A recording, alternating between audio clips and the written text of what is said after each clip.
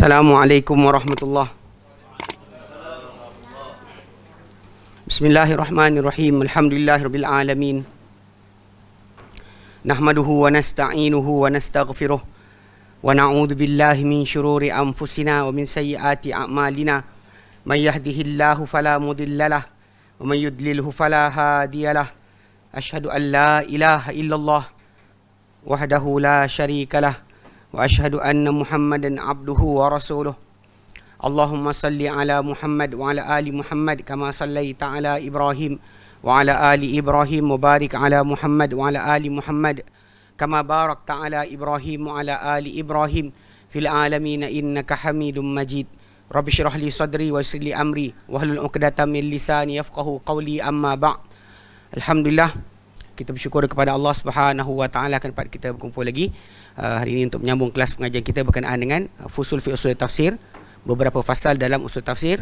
Minta maaf lambat sikit keluar lewat tadi. Jadi insya-Allah ini kita akan bincangkan sambungan sebab kali terakhir kita jumpa pada minggu lalu kita dah habiskan alhamdulillah bincangan berkenaan dengan turuq tafsir yang kelima, iaitu pentafsiran dengan bahasa, ini bahasa Arab.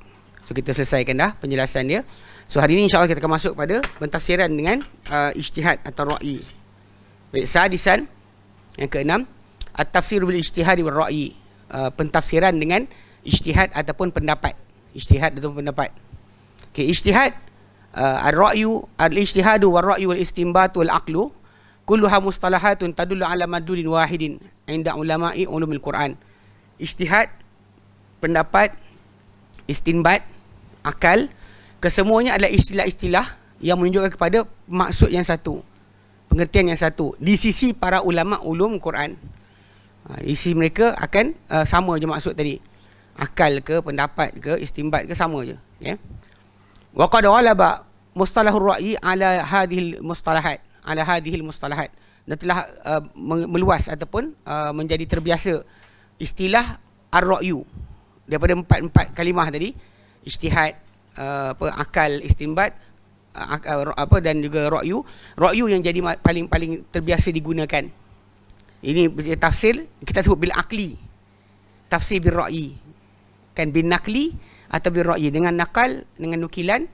Ini apa-apa yang kita jumpa daripada Nabi SAW, daripada para sahabat, tabi'in, kita kata nakal, nukilan. Lepas tu di opposite dia adalah tafsir bil ra'yi, dengan pendapat. Dia jadi normally akan digunakan istilah di ulama ulum Quran tafsir bil-ra'yi lah, dengan pendapat lah. Walaupun kadang-kadang ijtihad pun betul. If you use the word ijtihad pun kena, akal pun kena. Cuma bunyi akal tu macam buruk sikit. Tafsir menggunakan akal. Macam terus kita jadi macam ni sikit, agak menjauh. So balik pada asal, kerana apa? Kerana walaupun sebenarnya akal dengan syarak tak pernah berpisah. Cuma dah terbiasa lepas daripada munculnya golongan Mu'tazilah, Qadariyah dan sebagainya muncul, dah jadi tajuk bahawa golongan yang guna pendapat mesti pakai akal, dan akal mestinya seolah-olah macam logik, bukannya bukti. Kena faham betul. Kalau dia pakai ikut logik akal dia tanpa ikut dalil. Kebiasaan macam tu. Jadi dikata, oleh kerana istilah tu, empat istilah biasa digunakan, tapi telah terbiasa penggunaan ra'yu ala hadhil mustalahat, mengatasi istilah ni tadi. Walidha fahuwa alladhi sayatakarraru dhikruhu. Kerana itu ia akan yang terbiasa diulang-ulang sebutannya dalam fasal ini, dalam bab ini. Kita akan bincang tajuk ni. Paling banyak gunakan lafaz ar-ra'yu. Walaupun sebenarnya kandungan akal pun betul. Sama ijtihad pun betul. Okey, baik. Mas'alatun, persoalan.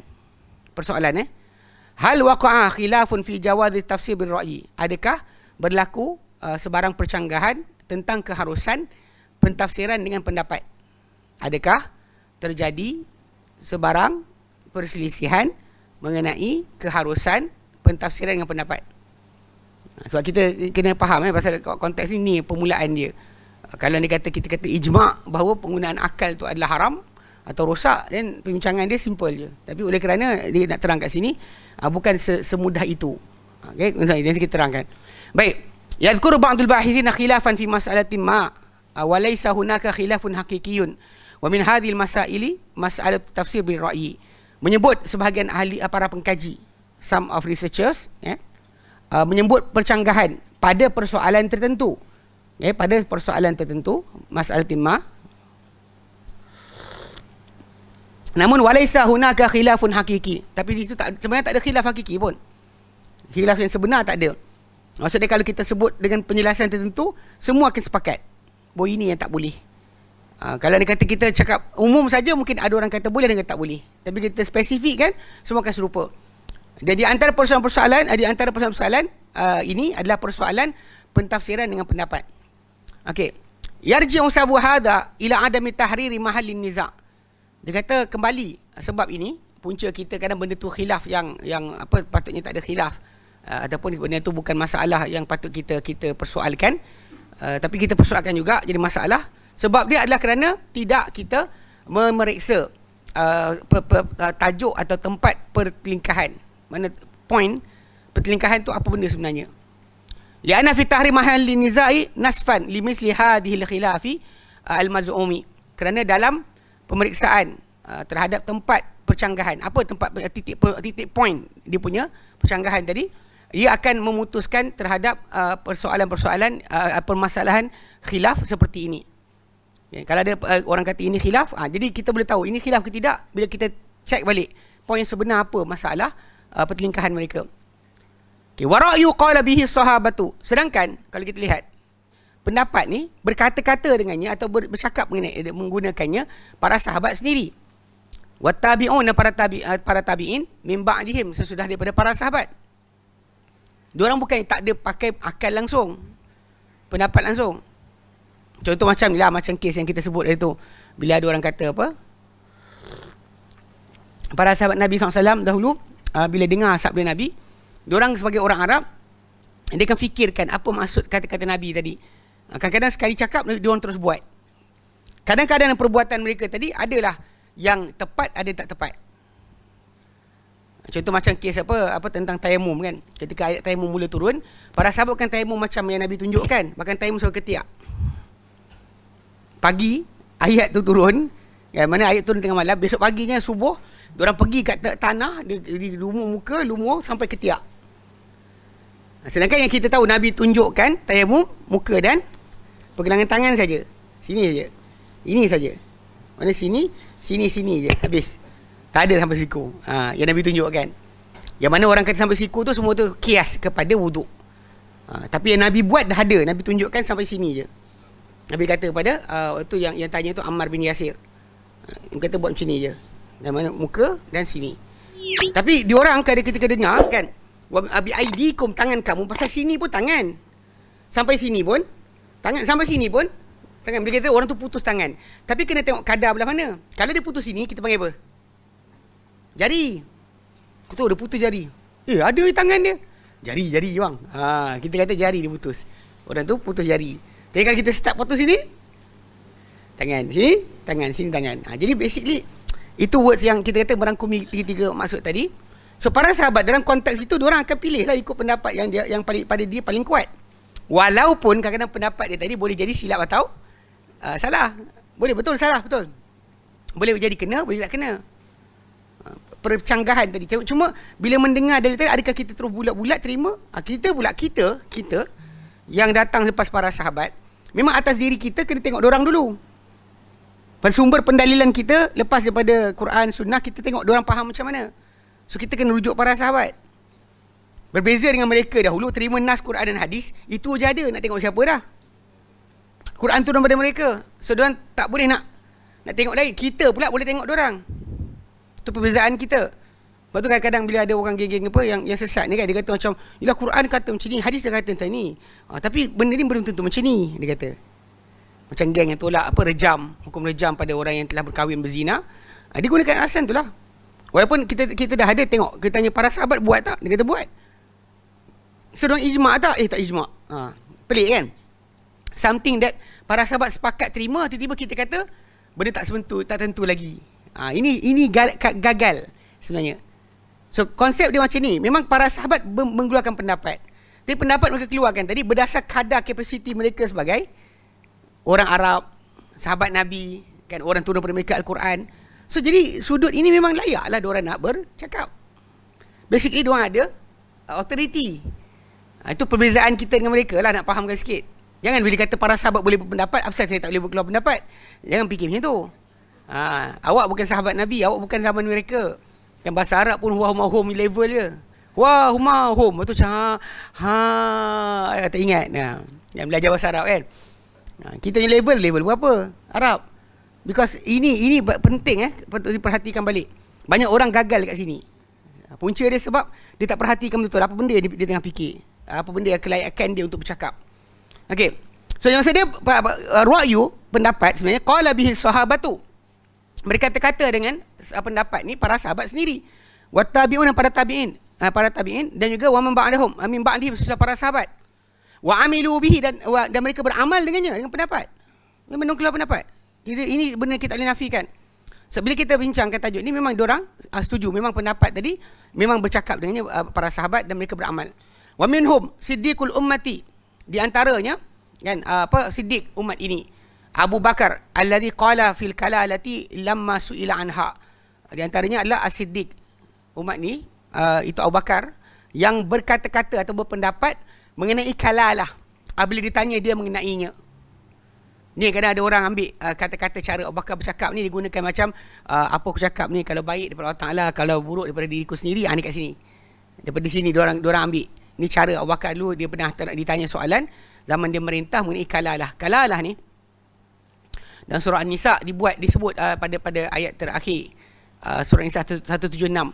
Ayat 176 surah An-Nisa berkenaan dengan pewarisan harta. Bila mana orang tu mewarisi harta, bapa tak ada kan, anak tak ada, adik-beradik je ada. So dia actually originally meaning kalalah tu daripada iklil. Iklil ni mahkota. Mahkota biasa dipakai dia dari tepi, atas tak ada apa-apa. Bawah tak ada apa-apa, tapi dia melekat pada kepala daripada arah tepi. So jadi basically orang tu yang diwarisi oleh adik-beradik dia atau waris yang kiri kanan daripada sugalur dia.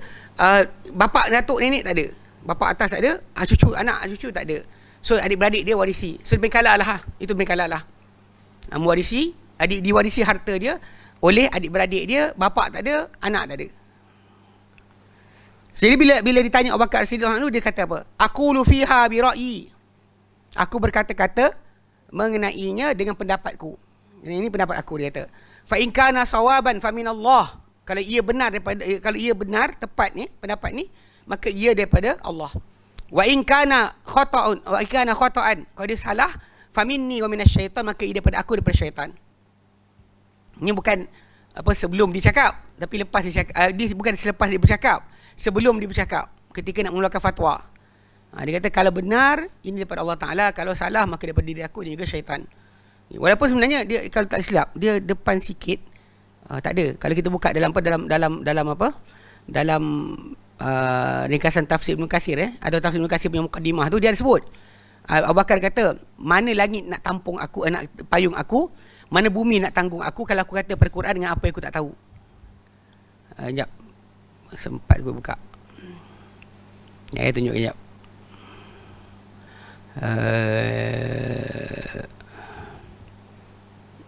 Sekejap Okay, try nak tunjuk sekejap kata-kata yang alamak dekat awal sangat. Sekejap. Okay, ni apa kata-kata Abu Bakar dalam mukadimah tafsir Ibn Katsir tu. Di mukadimah tafsir Ibn Katsir memang Ibn Katsir dah sebut bila dia bahaskan berkenaan pada tafsir dengan pendapat. Sekejap. Memang ada Abu Bakar Siddiq anhu, dia kata macam tu. Dia kata ayus samai tuzilluni, mana langit nak payung aku, mana bumi nak tampung aku kalau aku kata pada kitab Allah apa aku tidak tahu. Kejap.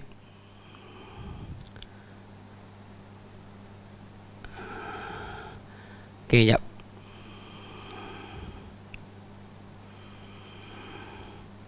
Ni Israiliyat. Sekejap.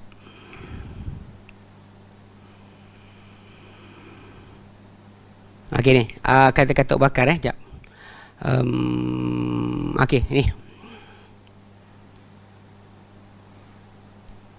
Okay, ni sebut disebut oleh Ibn Katsir dalam muqaddimah tafsir beliau. Dia kata apa? Dia kata Kama qala Abu Bakar As-Siddiq radhiyallahu anhu, dia kata ayu ardin tuqilluni, mana bumi nak tampung aku, wa ayu sama'in tuzilluni, mana langit nak bayungkan aku, nak payungkan aku.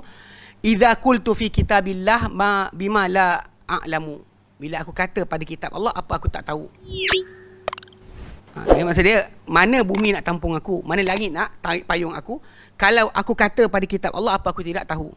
So basically bila maksud dia, kalau kita faham kat sini, bila dia menjawab tentang kalalah tadi, dia ada ilmu lah untuk bercakap. Dia bukan cakap dengan suka hati dia. Faham tak? Kalau dia bercakap tu, maksudnya dia cakap dengan autoriti yang ada. Dia tahu benda tu apa hukum dan dia cakap. Tanpa pengetahuan takkan cakap. Mana dia cakap dengan ilmu saja. Dan balik pada asal, kalau dalam agama, ilmu tu adalah kembali kepada nas. Bukan ilmu tu kembali kepada pendapat semata-mata kosong tanpa nas. Kalau tidak, semua orang boleh berkata apa nak cakap, dan tak ada siapa boleh kata siapa betul siapa salah. Sedangkan dalam konsep agama ni, Islam ni datang dengan kepastian tanpa keraguan. Kalau anda kata pendapat semua orang boleh diterima, maka semua orang boleh bercakap apa dia nak. Dan tak adalah kebetulan kat situ, tak ada benar. Semua benar. Jadi macam yang falsafah lah. Ada kebenarannya, ini ada kebenarannya, ini pun ada kebenarannya, ini pun benar juga. Let's say tak ada apa betul. Ini tak ada dalam agama. Baik. Okay, jadi itu macam dikatakan. Okay, wa hadzal ra'yul ladzi amila bihi sahabatu. Jadi pendapat ini yang beramal dengannya para sahabat, huwa ra'yul mahmud, ia adalah pendapat yang terpuji. Dia bukan tak ada pendapat, dia pendapat yang terpuji. Wa huwal mabniu ala ilmin aw ghalabatiz dhanni, ia adalah terbina di atas ilmu ataupun kuat sangkaan. Maksudnya dengan keadaan mereka, keikhlasan hati mereka, ikutan mereka kepada Nabi, kedudukan mereka macam tu, sangkaan mereka tu kuat kepada satu pendapat. Itu je. Itu yang kita katakan, dengan keadaan mereka macam tu, maka cara mereka fikir kan, tak pernah nak menambah pada agama, sentiasa ikut Rasulullah SAW by the dot kan. Jadi tak ada pendapat tadi dalam bentuk macam kita punya pendapat. Teman kita kalau pendapat keluar, semua kadang-kadang nak menangkan diri sendiri, nak jadikan diri terkenal kan, nak supaya orang sanjung, nak supaya orang hormat. Kalau untuk guru tarekat, nak supaya pengikut makin ramai. So jadi dia takkan sama dengan keadaan para sahabat. Para sahabat tak pernah ada yang kecenderungan ataupun tujuan mereka berpendapat, mengeluarkan jawapan untuk itu. Dan mereka tahu tanggungjawab dalam berkata-kata itu sangat besar. Dan Allah sebut dalam Quran kan, dalam surah Al-Isra ayat ke-26 kan, wala takfu ma laysa laka bihi an, yang kamu ikuti apa kamu tak ada ilmu mengenainya. Innas sam'a, pendengaran itu, wal basara, penglihatan, wal fuad, dan hati, kullu ulaika kana an mas'ula, semua itu mengenainya akan ditanya. So diorang takkan buat benda-benda yang suka hati macam tu. Itu basic kan, macam bila orang kata macam sahabat ni sahabat tu, tapi sahabat tak buat macam tu. Sahabat tak buat macam tu. Apa yang mereka buat sekarang ni, kalau zikir lompat ke apa, para sahabat tak pernah buat. Itu nak kena fahamkan limitation. Para sahabat bercakap tadi, hak mereka bercakap tadi memang ada. Bahkan diorang ada autoriti daripada Al-Quran Karim, dengan Allah Ta'ala nyatakan ayat 100 surah At-Taubah, yang Allah Ta'ala sebut berkenaan dengan orang ikut para sahabat dapat redha Allah kan. Jadi basically ni siapa gigit ni? Kita sekarang gigi ni, geram sangat ni. Oh, tekan kemek. Baik, faham So jadi basically kena jaga sini. Okay, ini pendapat yang terpuji. Maksudnya kalau kita tengok tadi dalam tafsir Ibn Katsir kan, mukadimah tafsir Ibn Katsir, Ibn Katsir nukilkan kata-kata dia. Dia takkan bercakap dengan tanpa ilmu. Tapi kat sini dia cakap kan, aku kata dengan ni dengan pendapatku sendiri. So kalau dia cakap mesti dengan ilmu, bukannya cakap dengan kosong. Okay. Amar ra'il madhmum, adapun pendapat yang tercela, wa huwa allazi waqa'a alaihi nahyus salafi, maka ialah yang terjadi padanya larangan salaf. So sebab itu kalau kita kumpul pendapat salafus soleh kan, yang kata larang bercakap-cakap tentang Quran dengan pendapat sendiri, ataupun pendapat yang kata boleh bercakap, macam kisah Abu Bakar bercakap tadi, bila kita gabungkan, kita dapati sebenarnya yang dilarang adalah pendapat yang tercela. Yang pendapat terpuji macam Abu Bakar dengan pengetahuan dia, dengan apa dia belajar dengan Nabi, pendapat tersebut terpuji. Okay? So kalau kita balik pada ni, maksudnya memang kalau kita bincangkan tafsiran Quran dengan pendapat sendiri, tanpa sandaran dalil, seronok-seronok untuk menangkan kumpulan awak punya amalan, so confirm tercela. Ijma' lah tercela. Jangan dia kata pendapat tadi dengan dalil, dengan sandaran dalil, dengan kefahaman yang ada pada dia melalui pendapat tadi kan, dibina atas kefahaman yang betul, maka dia terpujilah. Tu beza dekat situ. Okey, wasyana'u ala sahibih, dan mereka berkeras ke atas tuannya, pemilik pendapat-pendapat yang berijtihad dengan pendapat ni. Wa huwa ma kana ala jahlin au hawa. Ia adalah apa yang terjadi di atas kejahilan ataupun hawa nafsu. Atau hawa nafsu. Dan tafsiran yang dibuat terhadap dalil di atas kejahilan atau hawa nafsu. Ini yang dikatakan yang tercela. Yang atas ilmu dan juga kuat sangkaan yang berdasar kepada dalil, maka ia adalah terpuji. Sebab tu Abu Bakar masih boleh bercakap lagi dengan pendapat. Faham Okey. Walladzina hakaw khilafa fi ra'yi lam yubayyinu naw'ar ra'yi. Dan orang-orang yang menukilkan percanggahan. Dia kata dalam masalah tafsiran dengan pendapat ni ada percanggahan. Ada ulama kata tak boleh, ada ulama kata boleh. Dia sebenarnya dia tak detail. Dia kata dia tak detail menceritakan khilaf tentang pendapat ni dalam tafsir. Mereka tak jelaskan bentuk pendapat yang terjadi padanya larangan. Okey, apa dia kata lam yubayyinu naw'al ra'yi allazi waqa'a alaihi nahyu. Kan? Mana larangan kepada pendapat yang mana satu yang dilarang. Sebab tu kalau dijelaskan, setujulah. Kita setuju macam kes para sahabat tadi keluar pendapat. Bukan maksud dia open untuk semua orang. So, dia bercakap di atas ilmu. Sebab tu dia berkata-kata. Kalau tak tahu, dia diam. Hatta Ibn Abbas radhiyallahu anhu sendiri pun pernah orang tanya dengan dia. Macam tengok apa, saya tak pasti. Depannya ada sikit kot. Ya kan? Kalau ada ikut pada tafsir Ibn Katsir punya mukadimah tu, dia ada depan sikit. Macam bila Ibnu Abbas radhiyallahu anhu ditanya tau mengenai tahun-tahun. Kan? Contoh macam ni. Kat bawah ni. Kata warawa Abu Ubaid Al-Qasim Al-Salam. Okey. Bukan Muhammad bin Musanna. Abu Ubaid Al-Qasim Al-Salam daripada Ibnu Abi Mulaikah. Qala, beliau berkata, sa'ala rajulun Ibn Abbasin. Telah bertanya seorang lelaki kepada Ibn Abbas, an yaumin kana miqdaruhu alfasanatin, mengenai sehari yang kadar dia 1000 tahun. Dalam surah Sajadah ayat ke-5. Dia kata faqala lahu Ibn Abbas, fama yaumin kana miqdaruhu 50 alfasanah al-Ma'arij. Okey. Ibn Abbas kata balik pada dia. Dia kata kalau kau sibuk tanya 1000 sehari seperti 1000 tahun, kalau macam tu sehari 50,000 tahun macam mana pula? Faqala ar-rajulu, maka lelaki itu berkata, faqala lahu ar-rajulu, lelaki berkenan berkata pada Ibn Abbas, innama su'altuka lituhaddisani, aku tanya engkau ni untuk kau cerita pada aku. Faqala Ibn Abbas, berkata Ibn Abbas, huma yaumani dzakarahumallahu fi kitabihi, ia adalah 2 hari yang Allah sebut kedua-duanya, sehari 1000 tahun, sehari 50,000 tahun, yang Allah sebut keduanya dalam kitabnya. Allahu a'lam bihima, Allah lebih tahu tentang kedua-duanya. Dia tak macam orang kita detail lah inilah itu, tak ada. Direct. Dia tak ada pun macam nak mendalamkan. Okey. Faqariha ay yaqula fi kitabillah ma la ya'lamu. Maka dia tak suka untuk berkata-kata pada kitab Allah apa yang dia tidak ketahui. Itu contoh Ibn Abbas yang sering orang nukil kata-kata Ibn Abbas kata. Mana yang nukilkan tu adalah, yang tak ada banyak. Dia tak nak cakap, dia diamlah. Apa yang adalah. So basically bila kita nukilkan ada tu, maksudnya memang dia ada pendapat padanya, pengetahuan padanya. Apa yang tak ada dia akan diam. Kata lelaki tanya 1000 tahun. Kalau kita tanya sekarang, tanya ustaz pelik-pelik ni kan, jawab ada je jawapan. Dia akan ceritalah. Tak, bukan. Actually dia kata ini hari-hari yang Allah sebut. Kadar dia. Kadar dia. Mana kadar dia sehari 1000 tahun, sehari 50,000 tahun. Allah Ta'ala lebih tahu apa dia nak. Ibn Abbas let go macam tu je, tanpa bahaskan. Sebab kita tahu kalimah, tak tahu cara. Basically kita tahu kalimah tapi tak tahu cara. Ini balik pada asal benda ghaibiyat. Itu cara kita iman. Ahli sunnah macam tu. Ghaibiyat ni kita tahu kalimah, tak tahu cara. Sebut kursi, sebut arash, kita tahu. Kita tahu kalimah tadi, apa tak tahu pula. Yang kita kecoh kan dalam media sosial berkenaan dengan siapa kata Allah Ta'ala di atas arash kafir kan. Macam mana boleh cakap macam tu kan? Pelik. Sebab benda ni adalah apa yang diimani oleh salafus soleh sebenarnya. Bukan saja saya kadang malah nak menyampuk, tapi dah bisik sangat, saya pun share lah sikit. Imam Qurtubi dia Asy'ari. Dan tafsir dia nukilkan dua-dua pendapat khalaf, pendapat salaf. Dia sebut salaf punya fahaman apa. Saya sebenarnya nukilan tu yang saya post tu sebenarnya saya ditarik oleh beberapa orang geng-geng. Tak tahu as apa, as wajar ke as bodoh tak tahu. Lepas tu dia ajak duduk satu grup. Kemudian dia nak debat lah. Dia nak kata saya ada Sian.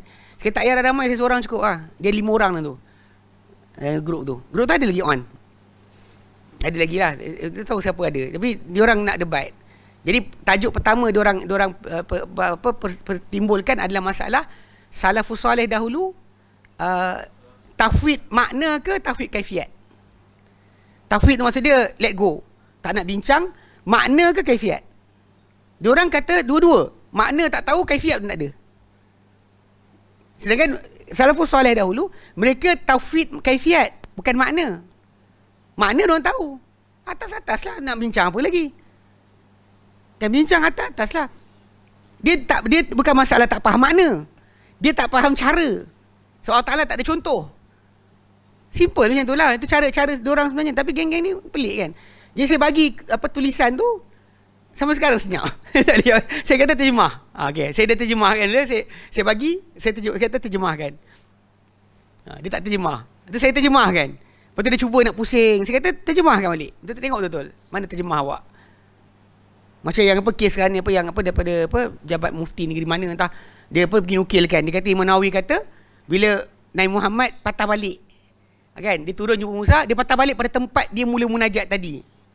Munajat tadi dengan Allah Ta'ala depan-depan lah. Ilah syarikalah. Dia kata munajat tu bisik-bisik, tak ada depan Allah Ta'ala. Apa pasal pula? Pasal dia turun naik lah di antara Musa dan Allah, naik turun untuk turunkan kadar solat daripada 50 ke 5 saja. Apalah pelik. Tak faham. Tahulah. So cuba juga gila-gila nak buat. Allah di mana-mana tak bertempat. Auzubillah minasyaitanirrajim kan. Yang tak ada. Tapi kat sini masalah dia. Sebab balik macam Ibn Abbas tadi kan. Dia buat macam tu. Dia kata 2 hari yang Allah Ta'ala sebut. Allah lebih tahu apa yang dikendaki. Maksudnya kau nak apa? Kau nak apa sebenarnya?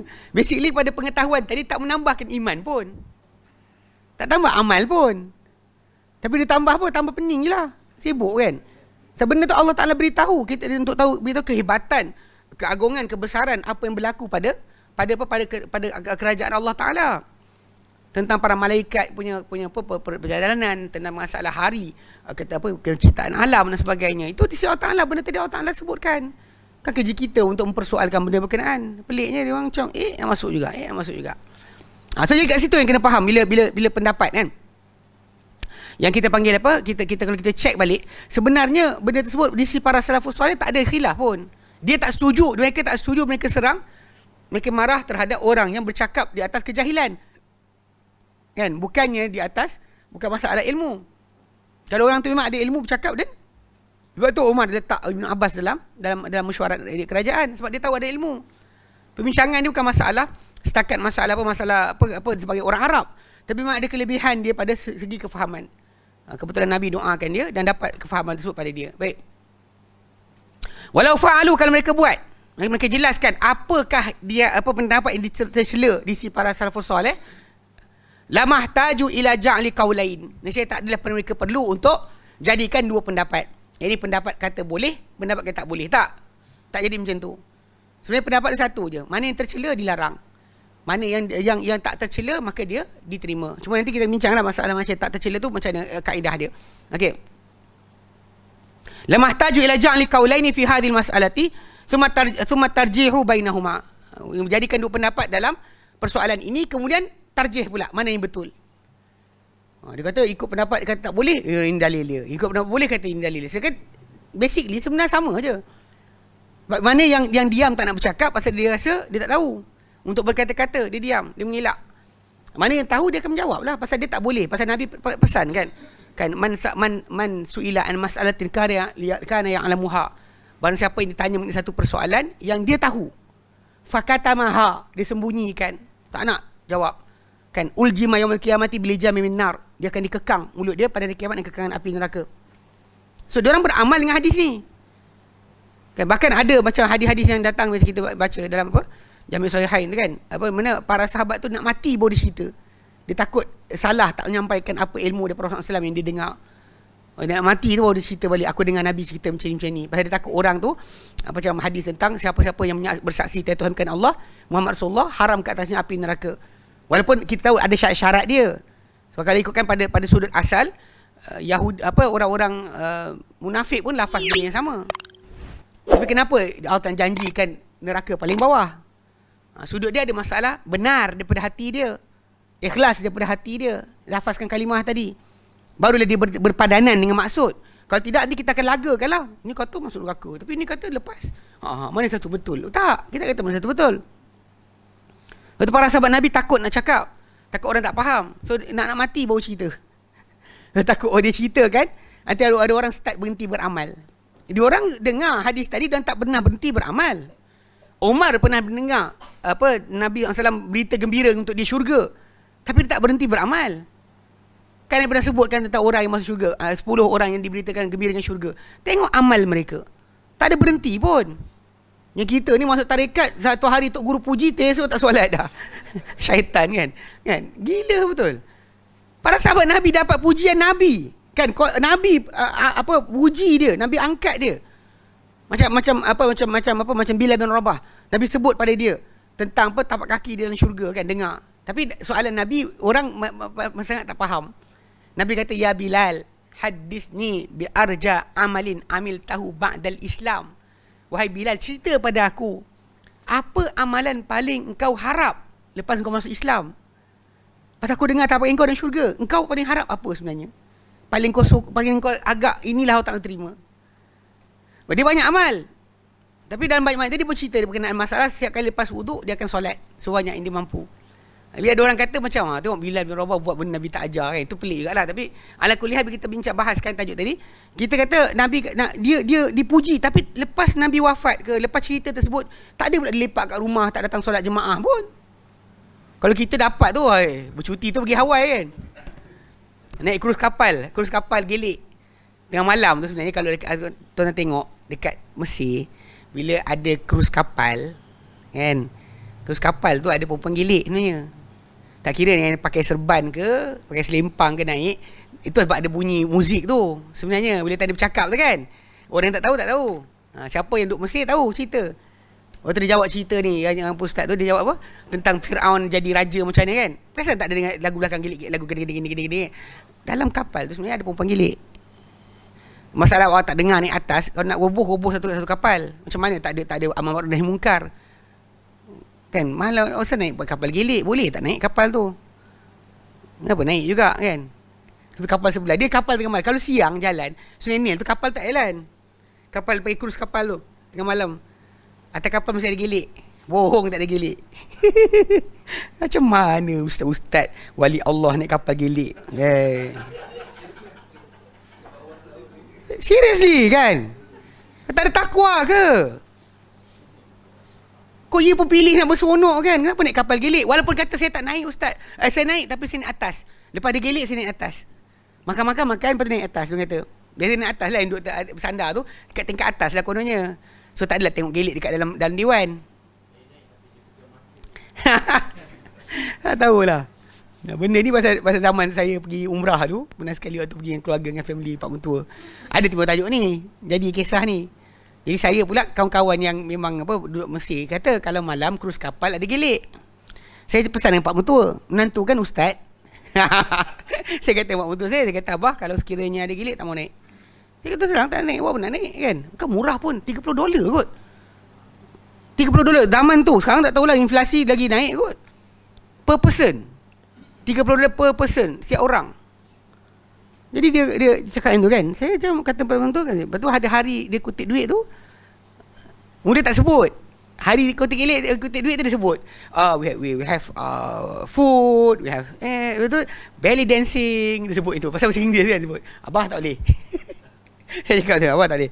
Okey, abah tak boleh lah. Bapak tentu takkan keluar duit lah. Saya tak boleh lah kan. Lepas tu bila diorang kata minta kita orang, pasal kita waktu tu 9 orang daripada 27. Mana kami 1/3 kumpulan. 1/3 daripada kumpulan tu. Jadi diorang kelang kabut lah kan. Pasal kalau kurang, maksud dia duit nak masuk kapal tu pun jadi kurang lah. Nanti commission pun kurang jugalah. So dia pujuk lah. Tak mau kita, tak mau. Lepas tu datang seorang tu kan, kita punya mutawifah. Kau Mutawifah. Perempuan lah. Mutawifah. Dia datang, dia tak tahu, dia tahu saya ustaz. Alah ustaz, dia kata, pecah mata je lah, dia kata. Kan? Makan-makan ni tak pecah mata, dia kata. Saya pun buat jahat, dia kata, besok nak pergi singgah Madinah.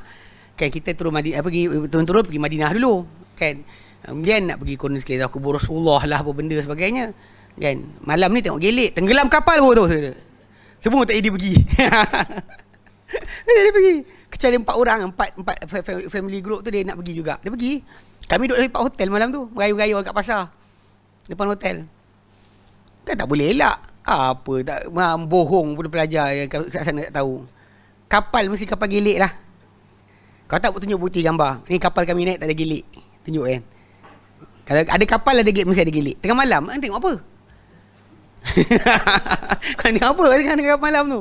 Itu yang dengar bunyi gedeng-gedeng tu kan. Ada gelik tu. Wali Allah naik kapal gelik. Ha? Aku stick benda je bunyi lagu gelik. Mana ada muzik? Mana asal lah kapal ni apa ada muzik? Gelik. Astagfirullahalazim. Tak tahu masalah dia kan. Ni bagi tanda takwa kan. Takut Tuhan lah. Kalau kita tak ni pun ngelaklah naik. Lepak tepi sungai Nil pun tak apa sebenarnya. Kau naik siang murah. Tak sampai $30. Kan 20 genih sebenarnya kan. Bot tu bawa kita pusing sungai Nil tu 20 minit. Pergi Kulo ke gila kau nak main. Betul kita bising kan. Jadi travel agency terpaksa bawa juga. Kata apa pasal naik kapal gelik? Ini rombongan umrah saya kata. Kan lepas tu perjalanan kat Mesir buat apa? Tahu kubur. Pergi kubur orang ni, kubur Imam, kubur Husain lah, kubur inilah, kubur Pasha lah, kubur apalah. Paling besar kubur Firaun. Piramid tu kubur Firaun lah tu. Tahu kubur. Oh, sekian ni. Tahulah. Semua asyik kubur je. Tak ada kerja lain ke? Saya bising juga lah dekat dia punya travel agency tu datang. Bos datang kan. Saya kata kau tak ada ni ke? Kenapa buat macam ni? Kan bawa lah tempatnya elok. Ni tempat tak elok kau bawa kita orang kenapa? Kan? Mungkin kan ni jemaah bukan jemaah melancong biasa. Kau dah jalan tengok zoo, tengok limau kan. Singa tak apalah. Kan? Ini jalan pergi tengok perempuan macam tu. Kenapa? Hei. Apalah. Payah. Tak tahu orang cakap apa. Baik. Okey. So, jadi maksud dia macam ni. Baik, Azhar. Okey. Maksud dia kalau ikutkan kepada apa? Tajuk pendapat tadi. Ulang lihat. Pendapat tadi. Sebenarnya tak ada masalah khilaf. Yang ditolak oleh salafus soleh. Yang ditolak oleh para ulama. Ulum Quran, ulum usul tafsir sebagainya. Adalah pendapat yang tercela. Pendapat yang elok, yang benar. Yang datang daripada ilmu. Orang tu memang di kalangan orang yang dijadikan hujah dalam agama untuk kita ambil kata-kata dia dan kita pakailah. Kita ambil consideration dekat situ. Walaupun pendapat itu pendapat. Pendapat tetap pun pendapat. Tapi namun begitu kalau dia kata pendapat tadi tidak ditolak terutama di kalangan salafus soleh, maka disepakati hampir-hampir menjadi kesepakatan di antara mereka. Kalau tak ada siapa reject. Okey. Baik. Okey, waqad tawarra'a ba'du salafi 'anil qawli fi tafsiri. Setelah wara'. Wara' ni berjaga-jaga. Tak mau buat walaupun sebenarnya boleh. Okey. Sebahagian salaf daripada berkata-kata mengenai tafsir. Wa kana lidzalika asbabun, dan itu terjadi itu kerana berapa sebab. Ia terjadi kerana beberapa sebab. Okey. Wa kana lidzalika asbabun, dan itu terjadi kerana beberapa sebab. Ka khasyatil qawli 'ala Allah bi ghairi ilmin, seperti bimbang berkata-kata terhadap Allah dengan tanpa ilmu. Ini sangat bahayalah. Macam apa benda yang dikata-kata macam zaman sekarang banyak orang cakap macam nilah, macam itulah, kalau Tuhan macam ni, kalau Tuhan macam tu. Ini di antara benda yang sebenarnya dilarang langsung. Kan kita nak berkata tentang Allah Taala kena berpandukan kepada batasan dalil. Berbalik pada asal kesilapan pengetahuan atau kata-kata tentang Allah Taala ni boleh bawa kufur. Boleh bawa kita kufur. Tak faham tentang ni contoh macam ada saya tengok geng makrifat. Geng ilmu makrifat. Dia kata Allah Taala sangat penyayang. Allah Taala memang menyayangi, mencintai sebagainya. Macam mana Allah Taala boleh nak hukum kita? Dia lebih sayang kita berbanding mak kita sayang anak, mak sayang anak. Jadi apa sal Allah Taala nak hukum? Jadi sebenarnya tak ada hukuman. Keputusan dia tak ada hukuman. Nanti dia kata lepas nanti semua dah masuk sampai akhirat nanti semua nyatu balik dengan Allah Taala. Jadi semua lakonan semata-mata. Tak perlu bimbang. Tapi dia tak nak pergi ke pergi melancong ke pergi mana kat Europe, nak pergi melancong minta duit anak buah dia pula. Saya ni dapat mandat dah, Rasulullah bagi, insya-Allah kena berdakwah dekat UK pula. Jadi anak-anak murid tolong kutip duit untuk guru pergi terbang. Jalan kaki lah. Amboi kan. Suka hati dia je. Ambil sampan bawa. Ni suruh anak murid kutip duit beli tiket terbang. Untuk saya, untuk isteri saya, pembantu saya. Macam mana ni? Kan? Ini masalah yang saya perhatikan banyak orang. Pengikut pembangang, ikut je nunung. Tak syafaat Nabi kita tahu, syafaat Tok Guru tahu benda. Siapa yang kata Tok Guru kita ada syafaat? Memang di akhirat nanti para anbiya ada syafaat. Orang beriman umum. Pasal ni macam kita sama kita ni ada. Ikut hadis Sahih Muslim, kita sama kita ni. Mana orang beriman di kalangan orang beriman nanti hari kiamat nanti pada masuk ahli syurga, ahli neraka masuk neraka. Nabi kata tidak ada siapa lebih dahsyat merayu kepada Allah, merayu minta hak kepada Allah berbanding orang-orang beriman minta untuk saudara mereka. Orang merayu, ya Allah, dulu kami ada saudara-saudara yang kami solat bersama mereka, kami puasa bersama mereka, kami belajar. Dia sebut benda-benda yang macam kita buat ni. Yang sama-sama. Right tak tahulah. Right sama-sama tak tahu. Tapi kalau ini je kan. Kan. Right buat amal tak. Benda amal soleh, amal kebajikan lah. Maksud dia akan merayu sampailah sekarang Allah kata, masuklah kamu ke dalam neraka, ambil siapa, bawa keluar siapa kamu kenal. Masuk, cari. Keluarkan. Betul, Allah dah habis dah orang yang kami kenal, tak ada dah. Allah Ta'ala masuk balik. Cari siapa dalam hati mereka yang ada sebesar mula sekali biji tamar, kemudian separuh biji tamar, kemudian biji gandum, separuh biji gandum, alas sekali walau satu benda pun kebaikan. So dah masuk bawa keluar semua sekali. Siapa yang tak suruh buat keluar. Ini syafaat orang beriman. Tak payah tunggu untuk guru tarikat. Sebab dia benda tu yang kita kena faham betul-betul. Takkan kata, ya Allah, dulu kami ada orang yang zikir hu sama kami. Dia cari. Tak ada. Sebab tu kena jaga sikit. Ya awak buat benda ni kalau tak sunnah. Tak ada sebarang syafaat kat situ. Ha? Okay. Awak. Payah. Kata benda ni maksud dia memang dia warak. Pasal pertama takut cakap kepada Allah Ta'ala dengan tanpa pengetahuan. Sebab balik pada asal sangat bahaya. Sebab manusia ni kalau dia takut sangat kepada Allah Ta'ala sampai tak ada harapan, dia akan jadi putus asa. Dia faham Allah Ta'ala ni sentiasa akan hukum dia, tak akan berikan maafan, akan habis jahanam. Dia akan jadi tak adalah semua dia tak boleh buat. Duk dia nangis setiap hari. Kahwin tidak, apa tidak, kerja tidak. Apa? Takut. Mungkin macam yang kes lah. Apa datang Zouk kan. Anak pakcik tak boleh sekolah dah. Sebab nampak yang qazah dengan Nabi tak boleh zikir dah. Dia nangis setiap hari. Kan? Padahal budak dia balik asrama, tak nak duduk kat sekolah. Banyak je budak nangis duduk sekolah. Kan tak best duduk sekolah asrama nak balik. Bukan sebab Zouk. Yang Tok Guru kena kelentong. Pakcik ambil lah anak pakcik. Zouk sangat. Mana ada. Sebab para sahabat Nabi lebih zuk pada itu. Walaupun memang dalam sejarah ada. Sejarah apa para tabi'in. Contoh macam Fudail bin Iyad. Kan? Anak dia Ali bin Fudail bin Iyad. Ini kisah sejarah betul berlaku.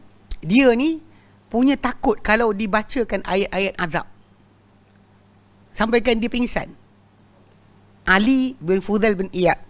Tapi benda ni agak ada sikit lah berkaitan dengan bapak dia dulu, Fudail bin Iyad. Dia ni adalah kisah dia seorang perompak. Sangat ditakuti sebenarnya. Sangat ditakuti. Sampai ke mak-mak pada waktu malam suruh anak tidur jangan bising. Kalau cakap bising nanti bagi Fudail dia ambil. Macam tu sekali dia punya keadaan. Tapi bila dia bertaubat, elok taubat dia sampai digelar dia Abidul Haramain. Ahli ibadat dua tanah haram. Mana Mekah Madinah zaman dia tu tak ada siapa banyak ibadat sebanding dia. Tapi nak ceritakan dapat anak, kahwin dapat anak dia Ali bin Fudail bin Iyad, anak dia sangat unik. Sampai kan jadi kes, tak boleh. Kalau bapak dia solat kan tengok belakang ada Ali, dia tak ni. Ni kan Ali Tokey tu. Ali bin Fudail bin Iyad. Dia tolak belakang tengok Ali, dia tak baca. Dia tak baca apa ayat-ayat yang tentang azab. Satu hari dia tak perasan. Dia tengok anak dia solat. Solat dia baca ayat azab, anak dia datang belakang solat. Kan? Anak dia dengar ayat bapak dia baca, anak tu mati. Sampai mati. Ketakutan yang sampai mati. anak dia. Sebab tu kalau dikatakan ada quiz, kata siapakah orang mati dibunuh oleh Al-Quran? Nama dia Ali bin Fudail bin Iyad. Ni kalau dapat hadiah, kongsi dengan saya. Ali bin Fudail bin Iyad. Ali bin Fudail bin Iyad. Fudail bin Iyad bapak dia, yang digelar Ali bin Al-Haramain. Tapi anak dia tu Ali bin Fudail bin Iyad. Ingat dia menang kuis, dapat soalan, jawab, saya nak bahagian saya. So, dia dibunuh, qatilul Quran. Memang ada lah, tapi bukan, benda tu rare lah. Bukan macam geng tadi kan, nangis-nangis. Tak, dia hari yang biasa elok. Jangan dengar Al-Quran yang berkaitan tajuk tu je. Hari yang biasa, dia hidup biasa. Dia tak ada macam pegang cawan. Tak ada.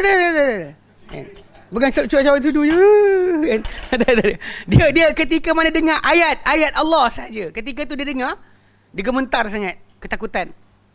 Nah, itu ada orang macam tu. Dalam sejarah memang ada. Bahkan mati dibunuh oleh Al-Quran. Bapak dia tak pesan. Dia solat, dia baca, budak anak dekat belakang, dia teruskan baca sebagainya. Tahu-tahu menjerit, mati lah anak dekat belakang. Ali bin Fudail bin Iyad. Ali bin Fudail bin Iyad. Tapi ya, yang lain tu zuk lain tak ada, Allah alam. Okey, pasal para sahabat Nabi, pasal takut sangat tak boleh. Kalau kita terlampau berani sangat, rasa Allah Ta'ala sayang kita macam anak dia, jadi macam Yahudi. Buat jahat dia tak kisah. Dia rasakan tak apa buat. Asal jangan orang kita tipu, dia tahu je. Buat jahanam ke, buat jahat ke, khianat orang tak apa. Jangan dia tahu. Itu perangai mereka. Itu beza perangai lah. So jadi basically salah faham tentang Allah Ta'ala ni sangat bahaya. Sebab tu salafus soleh ada sebagian mereka ni bimbang. Takut cakap terhadap Allah tanpa ilmu. Wal wuqu' fi ra'yil madhum, dan juga terjatuh dalam pendapat yang tercela. Tak nak jatuh dalam pendapat yang tercela. Okey, baik. Dia kata qala Ubaidullah bin Umar. Berkata Ubaidullah bin Umar. Okay. Dia kata laqad adraktu fuqaha al-Madinati. Aku telah sempat dengan fuqaha Madinah. Okay. Wa innahum la yughlizuna al-qawla fi tafsir.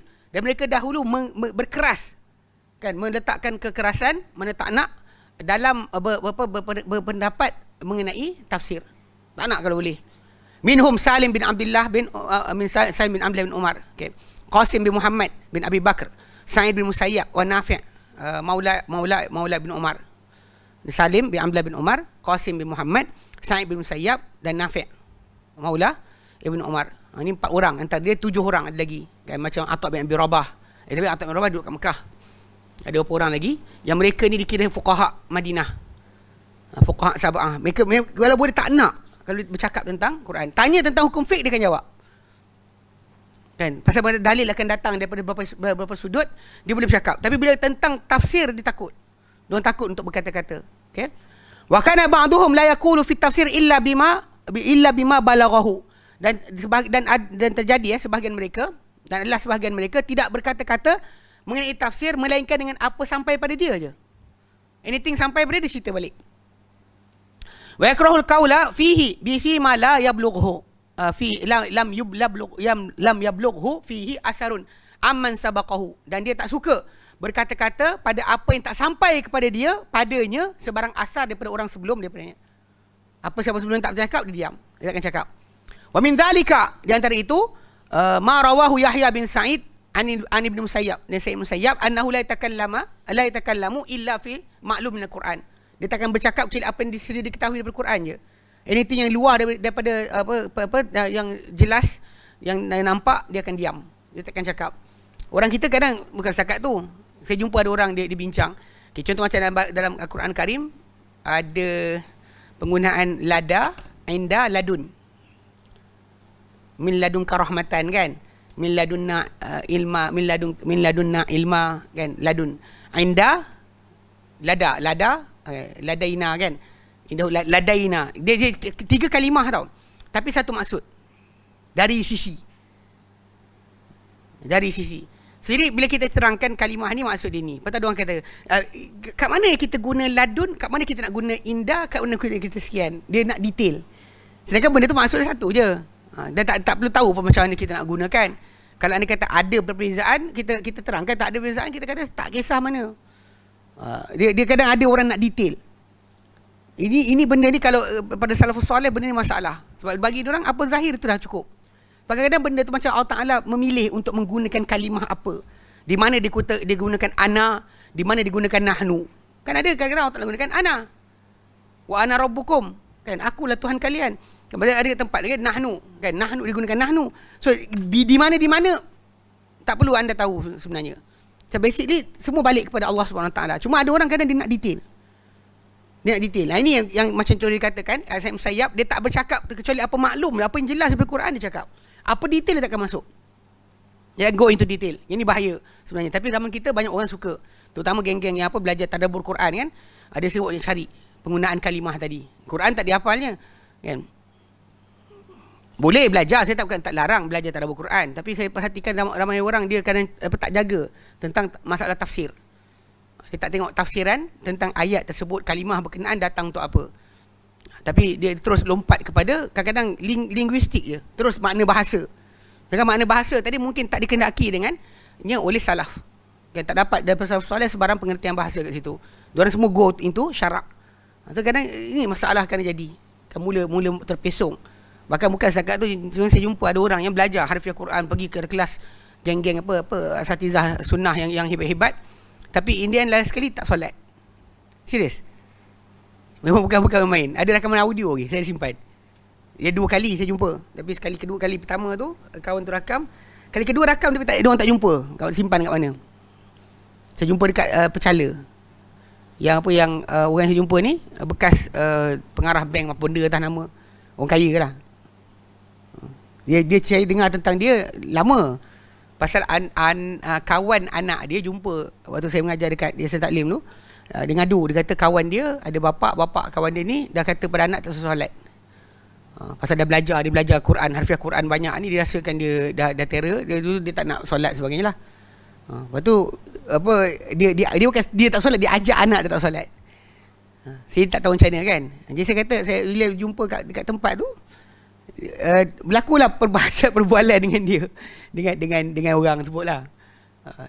Seli sekejap, Kalim lama kak, lepas isyak sampai kat pukul 1 ke 2 kak. Tahulah benda. Tapi dia macam rasa pandai lah. Tapi tak pandai pun sebenarnya. Tapi dia memang ikutkan, memang diikut kelas-kelas harfiah Quran ni, harfiah ni kan. Last sekali tiba-tiba dia tak solat. Kita pandang macam pelik kan. Pelik, belajar Quran tapi tak solat. Datang kelas tapi tak solat. Tak ada alasan. Sesat dia. Mana ada contoh macam bila nanti ke Ramadan, kawan ada orang keluar soalan, dia kata kalau orang tu dia puasa tapi tak solat, betul tak dia punya puasa tak diterima? Tahu saya jawab apa? Saya kata mana ada Muslim tak solat? Dia tak tahu, dia bukan pasal dia puasa ni kan benda macam pesta makan. Dia akan buat yang setahun sekali je, kan diet kan, untuk kurus badan. Tapi bila time solat, dia tak solat. Jadi dia akan keluar soalan tau. Tak jadi dengar nanti. Ada soalan yang akan keluar. Soalan berbunyi, orang itu, apa betul ke kalau orang tak solat, puasa tak diterima oleh Allah Ta'ala? Saya tanya soalan, saya tanya balik. Ada ke Muslim tak solat? Rupa-rupanya dalam kepala orang Malaysia ni ada. Muslim tak solat tu wujud. Saya kata buka dalam Quran, tak pernah ada ayat tersebut. Atau orang bertakwa kan, yang untuk mereka Quran sebagai panduan. Kan mula-mula orang tak sebut kan. Sebab orang kata alladzina yu'minuna bil ghaibi wa yuqimunas salata. Start awal lagi. Tak mana ada Muslim tak solat. Pelik betul, tak faham. Tapi lah dalam masyarakat Melayu kita Malaysia boleh. Malaysia boleh jadi macam itulah. Itu contoh lah nak fahamkan. Belajar Quran tak ikut tafsiran yang betul, pergi lencong ke sana. Macam ada sekarang macam dah seorang makcik tu entah rambut putih dah, tak pakai tudung. Tu dia kata saya Islam ni bukan satu Islam je ada. Ada Islam Sunni, ada Islam Syiah. So saya Islam Quran. Pada otak dia. Lumpang tu kan. Islam Quran lah kan. Quranik kan. Quran apa benda? Quran suruh kita pakai tudung, kita tak pakai tudung. Kau jangan ngek kan, dia belajar baca benda tau. Pasal kumpulan ni pasal tajuk dia belajar Quran juga. Quran, memang kita kata asal Quran ni dia cuma macam kita bincang lah, Quran ni ada wujuh, ada arah sudut. Maksud dia orang tu nak faham. Tapi siapa nak faham betul kena tengok kepada sunnah. Sunnah tadi kita tengok sahabat. Itu tajuk asal dia. Tinggalkan maka masalah. Wa yazharu anna hadzal maslaka sani'u adadi minal ulama minal a'immatil ladzi katabu tafsir. Dan nyata laluan ini yang perbuatan yang diorang ulama-ulama tafsir, dia kata perbuatan ni maksud dia tak nukilkan, tak berkata-kata kecuali apa yang sampai pada mereka sahaja. Anything sampai daripada sebelum mereka cerita. Apa tak sampai mereka diam. Okay. Ini adalah laluan jalan ini adalah perbuatan sebilangan daripada imam-imam yang menulis tafsir. Seperti contoh dia Abdul Razak bin Hammam, guru Imam Ahmad dan guru Imam Syafi'i. Dia pengarang kitab Musannaf Abdul Razak. Dia penduduk dekat Yaman. Dia orang Sana'a. Dia ni menyebabkan Imam Syafi'i pergi ke Sana'a. Imam Syafi'i daripada Baghdad pergi Sana'a. Sampai Imam Syafi'i kata, dia ada kata-kata masyhur dia. Bila kami di Sana'a dulu, dia ada ayat, la budda min Sana'a wa in talas safar. Tak boleh tidak kena pergi Sana'a sekalipun jauh perjalanan. Yang sempat duduk dengan dia mulazamah lama Imam Ahmad lah. Okey, dia ada Ustaz Musannaf Abdul Razak. Memang kalau siapa nak panggil dapatkan tafsiran para sahabat, fiqh para sahabat, kan, buka buku dia. Memang buku dia penuh dengan nukilan tentang fatwa dan juga pendapat para sahabat tentang tafsir dan fiqh. Ini buku Musannaf Abdul Razak. Ibnu Abi Hatim Ar-Razi, ni ada, sekarang ni dah keluar yang muhakkak punya dalam beberapa jilid. Sufyan bin Uyainah wa ghairuhum selain mereka. Wa ghairihim selain mereka. Mimman kataba amman salafahum. Yang daripada orang yang menulis daripada orang sebelum mereka. Ma wasalahu min atharihim, apa sampai pada dia daripada asar-asar orang sebelum mereka. Duna an yakuna lahu 'alaiha ta'liq, dengan tanpa ada untuknya pada nukilan tu sebarang ulasan. Dia nukil je. So baca nukil. Habis kat sini kena ingat nukilan tadi ada sahih ada dhaif. Dia sebut siapa yang dia nukilkan daripadanya. Bersanadlah. Ya, macam tafsir Imam Tabari itu, cuma Imam Tabari dia ada perbahasan. Dia bawa pendapat-pendapat tadi, dia akan bahaskan mana dia dapat lihat, mana lebih kuat dan sebagainya. Bahkan memang tafsir Imam Tabari itu dikenal sebagai tafsir muqaran. Tafsir yang perbandingan. Dia bukannya setakat nukil saja, bukan dia akan bahaskan. Okey. Wa kana Imam Ahmadu mimman naha 'anil kitabati fi ma'anil Quran. Dan dahulunya Imam Ahmad bin Hanbal termasuk di kalangan orang yang melarang daripada penulisan tentang makna-makna Quran. Okey. Disebutnya tu dia larang penulisan makna Quran. Tapi dekat sini kita baca wala'alla nahyal imami, barangkali nahyul imami ja'a ba'da wuqu'i fitnati ta'wil. Dia datang lepas daripada terjadi fitnah pentakwilan fi kalamillah subhanahu, pada kalam Allah Subhanahu taala. Zaman tu kan zaman orang takwilkan maksud ni, takwil maksud ni. Mungkin ketika itulah dia larang.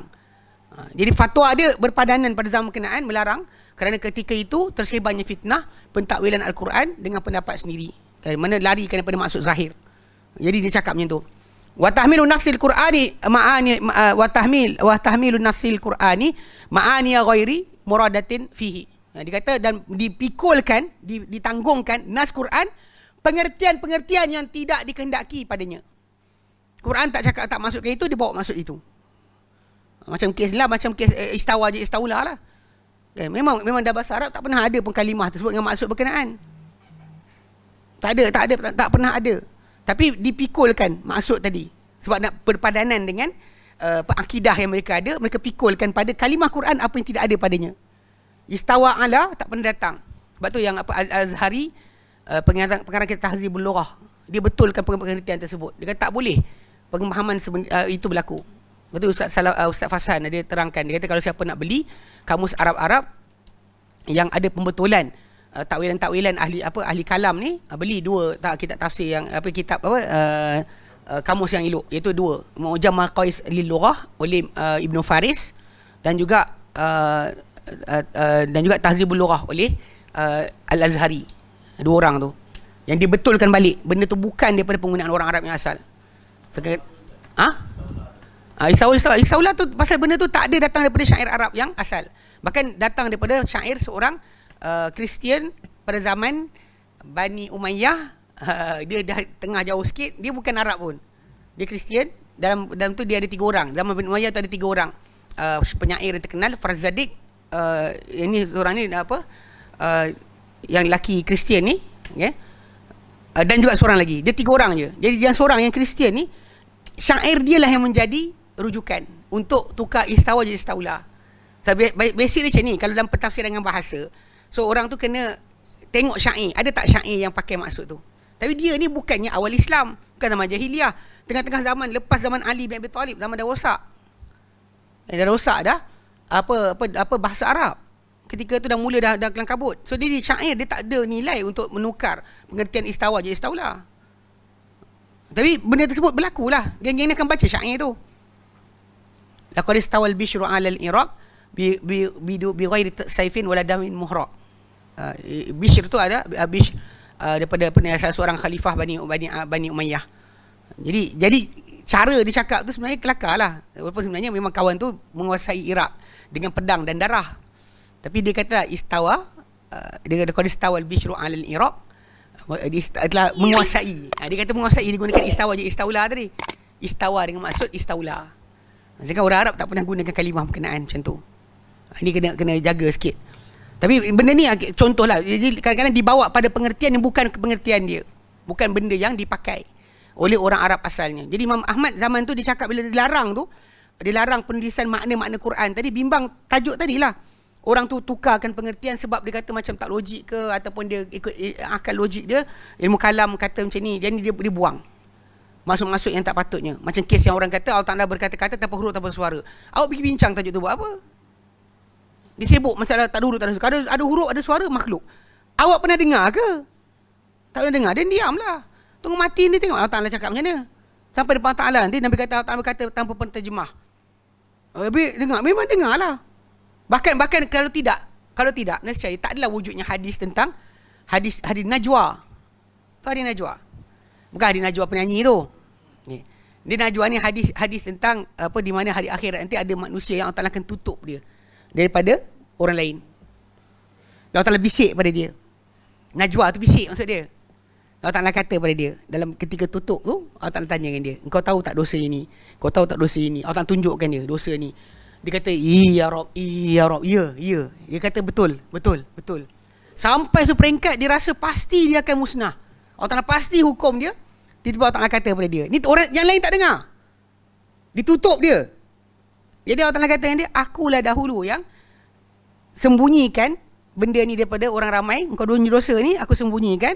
Akulah pada hari ini yang ampunkan dia untuk engkau. Diberikan di kitab dia daripada belah kanan dan dia keluar. Diampunkan dosa. Ni hadis najwa. Ingat ini hadis ni tidak popular sebenarnya. Kalau dia kata benda bukan antara dua surah, tutup buat apa?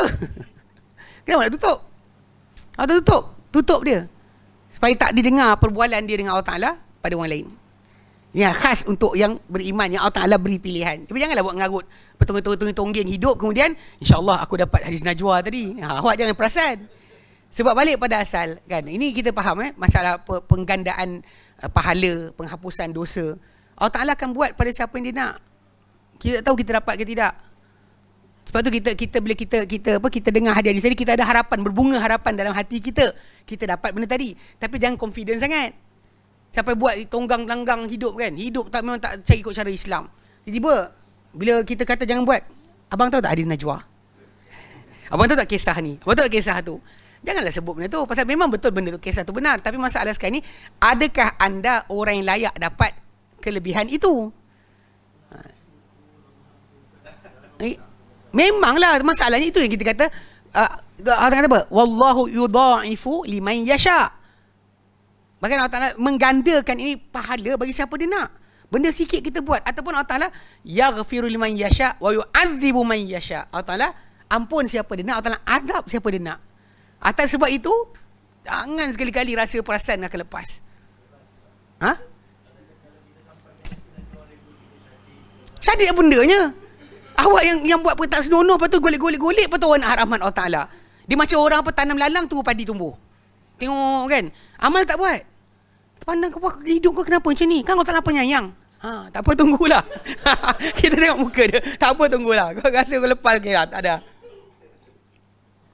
Dia orang yang macam ni, yang tak nak tukar attitude, tak nak tukar cara hidup, tak nak beramal.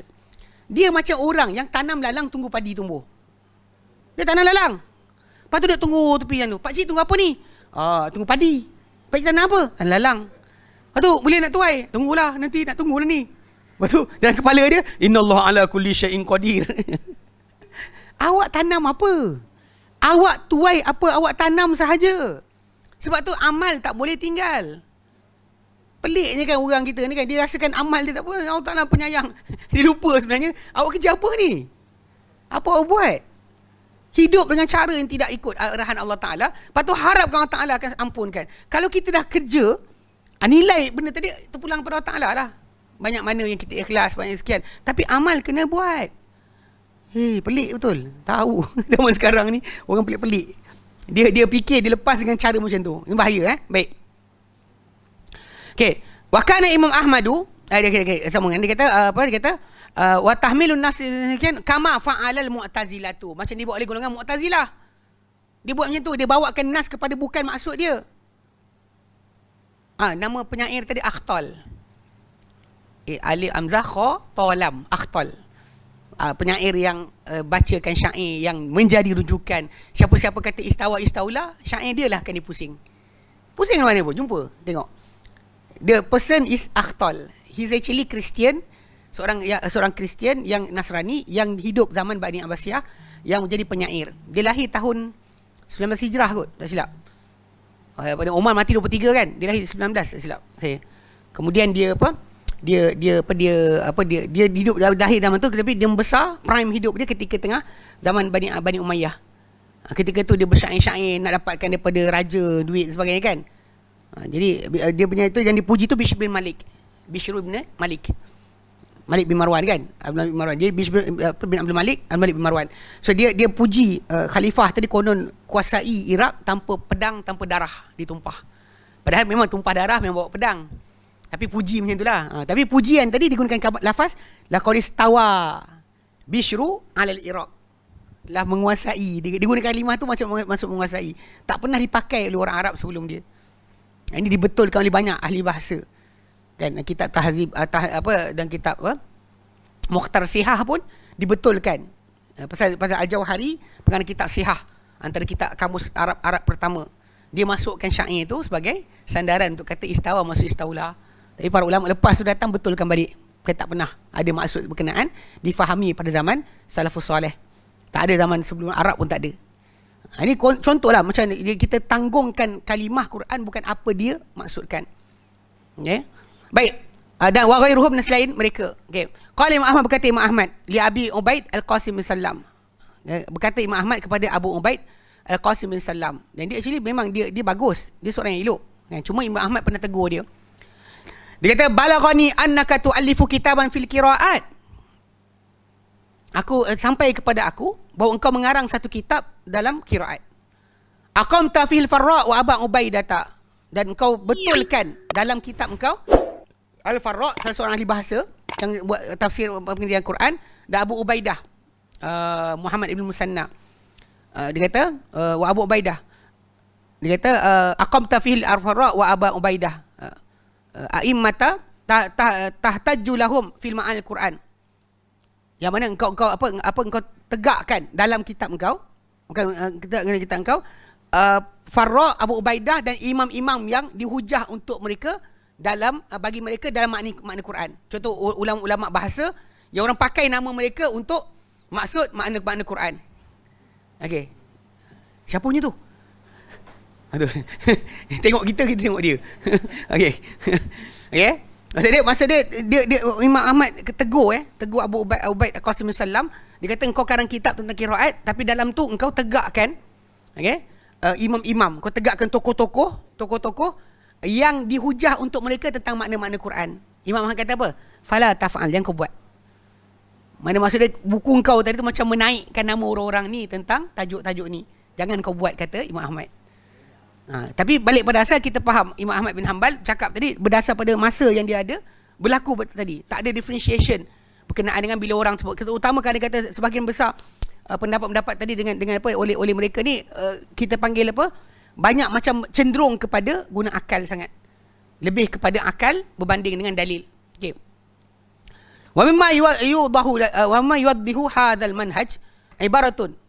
Di antara perkara yang menjelaskan lagi manhaj ini, ibaratu Syekh Islam Taimiyah allati naqala fiha kalam Imam Ahmad fil Farra. Okey, dia kata di antara yang menerangkan lagi manhaj ini, kenapa yang dilarang, dia tak benarkan angkat sangat ahli bahasa ni, atau yang keluar pendapat ni, adalah gambaran yang Syekh Islam Taimiyah nukilkan kata-kata Imam Ahmad mengenai Al-Farra. Okey. Dia kata fa fi qaulihi ta'ala, dalam firman Allah Ta'ala dalam surah Al-A'la 9, fadzakir in nafa'atiz dzikra. Okey. Maka berilah peringatan jika bermanfaat akan peringatan. Naqala Imam Ibn Taimiyah qaul Al-Farra, dalam menukilkan Ibn Taimiyah kata-kata Al-Farra, wa man tabi'ahu, dan siapa ikut Al-Farra, wa huwa in nafa'at wa illam nantafi'. Jadi kata jika bermanfaat dan jika tidak bermanfaat. Mana in nafa'atiz dzikra, berilah peringatan jika peringatan tu bermanfaat atau tak bermanfaat. Dia sebut yang tu. Maksud dia kata-kata Al-Farra, berilah peringatan yang Allah Ta'ala sebut dalam ayat surah Al-A'la tu, ayat ke-9. Dia kata jika peringatan tu bermanfaat dan kalau dia tak beri manfaat pun. Okay, ini ikut bahasa atau pendapat macam betul lah kan. Beri, tak kira orang tu dengar ke tak dengar, apa baik ke tak baik, bagi je. Manfaat ke tak manfaat, cakap je. Thumma qala ba'da dzalika mu'aqiban. Kemudian berkata Ibn Taimiyah mengulas balik kata-kata Al-Farra. Wa hadzal ladzi qaluhu makna sahih. Dan yang dikatakan mereka katakan ini, macam Al-Farra sebut ni, makna dia adalah makna yang sahih.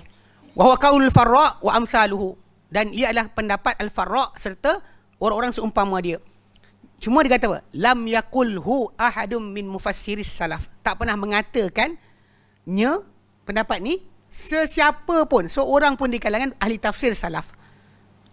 Betul dari segi makna, sedap kan kita macam betul lah kot. Kan manfaat ke manfaat sampaikan je. Memang para anbiya, ikut logik pun kita sebut. Memang para anbiya disuruh sampaikan. Tak kira orang tu dengar ke tak dengar. Kita tetap sampaikan kita punya peringatan. Kita punya maklumat, tak perlu bimbang orang terima ke tidak. Itu masalah penerimaan. Tapi ini manfaat ke tidak, manfaat ke tak manfaat ke, cakap je. Okey. Walihadza kana Imam Ahmad kata Ibn Taimiyah, kerana ini dahulu Imam Ahmad bin Hanbal yunkiru al-Farra ma yunkiruhu. Dia tak setuju dengan Al-Farra apa yang beliau tak setuju. Wa yaqulu, dan Imam Ahmad kata, kuntu ahsabul Farra rajulan salihan. Aku dulu sangka Farra ni seorang lelaki yang soleh. Hatta ra'aitu kitabahu fi ma'anil Quran, sampailah aku tengok kitab dia tentang makna-makna Al-Quran. Tentang makna Quran. Pada dasar sebab dia tengok kitab tu, dia terus rasa macam banyak sangat guna pendapat, tak tengokil orang sebelum. Tak tengok salafus soleh kata apa. Ni macam dia akan keras sikit. So, balik pada dasar, kalau salafus soleh ada pendapat dan penjelasan, patut kita ambil situ. Tapi kalau anda kata tak ada tadi, soalan yang kita akan nanti bincangkan, boleh tak kita buat pendapat baru? Itu contoh dia. Kat sini macam Imam Ahmad sangat keras. So balik pada dasar, pada zaman dia bertembung dengan golongan Mu'tazilah yang kata Quran makhluk tu, dia orang tu cakap benda yang tak pernah dikata oleh para sahabat lah. Tu cerita dia. Sebab tu dia kata kalau benda yang diajarkan macam Quran makhluk ni, Quran makhluk ni, ada tak Nabi ajar? Tak ada. Sahabat ajar? Tak ada. Nabi tahu tak? Dia ada soalan Imam Ahmad gunakan. Sebabnya Imam Ahmad bin Hanbal sebenarnya dialah yang menghentikan fitnah Quran makhluk. Cuma ada orang yang kadang-kadang kat Malaysia ni tak tahu, dia boleh kata Imam Ahmad gagal meyakinkan khalifah. Ada geng Maulana. Kan dia kata yang tu. Sedangkan Imam Ahmad lah, dialah yang menghentikan. Bila mana daripada dia kan tiga khalifah kan, Abbasiyah yang penjarakan dia kan, Ma'mun, Mu'tasim, Wathiq. Wathiq ni pada zaman dia, ketika tu Imam Ahmad dia gunakan last kali berlaku perbahasan. Yang mana dia waktu depan Al-Wathiq, Imam Ahmad berhujah dengan dengan geng-geng mufti kepada Mu'tazilah zaman tu. Dia sebutkan, dia kata soalan, dia kata soal aku tanya, aku akan jawab. Imam Ahmad bin Hanbal tanya soalan, dia kata pertama, korang cakap ni Quran makhluk ni kan, apa korang cakap, korang ajak ni, Nabi tahu, sahabat tahu tak? Lepas tu orang kata tak tahu. Bila tahu, Imam Ahmad kata, kalau tak tahu macam mana korang boleh ajak pada benda Nabi tak tahu, sahabat tak tahu? Okey, tanya balik. Betul, okey. Tanya balik kedua. Dia tahu tak? Dia tahu. Lepas tu Imam Ahmad kata pula, dia kata kalau tahu, soalan kedua adalah, ada tak Nabi ajar? Nabi ajak, para sahabat ajak untuk pendapat ni. Ajar atau ajak Tak ada. Lepas tu Imam Ahmad tanya, kenapa tak luas untuk engkau apa luas untuk mereka? Kalau mereka boleh luas untuk diam, tak masuk dalam ruang ni, kenapa engkau masuk? Jadi sampaikan Al-Wathiq, lepas tu terfikir, kenapa tak berluas untuk kau, apa luas untuk mereka? Sampai last sekali dihentikan terus dan bebaskan Imam Ahmad daripada penjara. Imam Ahmad bin Hanbal macam kalau ikutkan zaman tu, cara dia berhujah memang tajuk ni lah. Pasal kata-kata Quran makhluk ni tak pernah datang daripada salaf. Itu dia ni cara sebenarnya. Kita nak buang fitnah ni. Macam zaman ni teori konspirasi sebagainya punya kumpulan pun macam tu jugalah kita nak buang. Kita sahabat Nabi pernah faham macam awak ke? Tak ada. Dan tak ada, kenapa awak nak faham macam ni? Saya tak ikut salaf. Saya bab ni saya tak ikut salaf. Ini masalah lah. Once orang tu kata saya ikut salaf, pada masalah hadis fitan ke, dalam masalah asma' dan sifat, sama je lah. Ahli bid'ah lah. Bukan susah sangat. Tapi ini realiti yang saya perhatikan banyak orang tak faham. Kenapa Imam Ahmad kat sini keras kan? Kenapa dia keras dengan Al-Farak? Sebab dia tengok banyak nukilan Al-Farak tadi kan, benda yang tak pernah salafus soleh katakan. So dia macam rasa macam dia kata kan, macam Ibn Taymiyah kata, dia rasakan asalnya Farak dia baik, bagus, orang yang soleh. Tapi sehinggalah dia tengok dalam kitab Ma'anil Quran Al-Farak. Ni keras ni Imam Ahmad. Tadi kita kena faham kenapa. Bukan maksud kekerasan dia tadi menyebabkan kita buang Al-Farak, tak. Tapi benda yang dicakap macam Ibn Taymiyah kata, punca dia, apa dia cakap tadi kan, tak pernah dinukilkan daripada mufassir salafus soleh. Tak pernah seorang pun kata macam dia cakap. Soalnya bila tak ada seorang cakap, boleh tak dia cakap. Ini masalah dia. Sebab kalau ikut pada Imam Ahmad punya cara, yang lebih aslam, lebih baik, jangan. Once kita buka pintu kata boleh, cakap benda baru yang para salafus soleh tak cakap, dan kita akan masalah situ. Sebab nanti orang ni buka idea dia, yang ni buka idea dia, yang ni buka idea dia, yang ni buka idea, semua akan buka idea masing-masing. Dan setiap manusia ada idea tersendiri. So kita bimbang satu masa nanti semua orang tak ikut dah salafus soleh, tapi ikut kepala orang-orang yang ada. Sedangkan kita tahu bahawa ikutan kepada salaf tadi penting. Bukan boleh kita main bab akidah ke, bab ibadah ke, bab akhlak ke, bab amalan, semua kena ikut orang. Sebab agama, apa macam Imam Malik katalah, apa bukan agama zaman mereka, takkan jadi agama zaman kita. So kalau dia kata ada orang boleh keluarkan kaedah baru zaman kita punya zaman, tempat masa kita punya kita ada, dia keluarkan satu kaedah. Yang kaedah tadi yang salafus salih tak pernah letakkan sebagai peraturan. Maka jadilah macam kita dengar Allah di mana-mana. Allah ada tempat bertempat. Siapa kata Allah Taala ada wajah, ada yad, ada qadam, ada sekian, maka dia kafir. Benda ni tak pernah ada zaman salafus soleh bincang. Tapi keluar perbincangan sebab apa? Sebab kita ada kaedah baru. Siapa kata Allah berjisim, dia makhluk, berjisim, maka dia kan Allah Taala makhluk. Yang makhluk dia telah kafir. Jadi macam benda tu peraturan baru. Yang zaman salafus soleh tak pernah bincang pun. Zaman kita tiba jadi peraturan. Sebab tu kena jaga sebab macam mana Imam Ahmad bin Hanbal keras tadi, dia ada sebab. Kebetulan zaman dia jadi macam tu. Mungkin pada lepas zaman berkenaan dapat kita boleh asingkan dan tengok apa sudut dia, maka para ulama berlonggar sikit. Longgarkan sikit hukum pada masalah pendapat yang tak ada salafus soleh ada cakap padanya. Dilonggarkan sikit. Nanti kita akan bincang lepas ni, baik. Akan datang. Wa hadzal ladzi, sikit satu perenggan lagi. Wa hadzal ladzi qaluhu madlulun alaihi bi ayatin ukhra. Dan ini yang dikatakan ni sebenarnya didalilkan ke atasnya dengan ayat yang lain. Wa huwa ma'lumun bittirari min amri rasul. Dan dia sebenarnya diketahui dengan secara pasti daripada perintah Rasul. Okay? Sebab memang perintah amri min rasul. Fa innallaha ba'athahu muballighan mudzakiran li jami'i tsaqalain. Okay?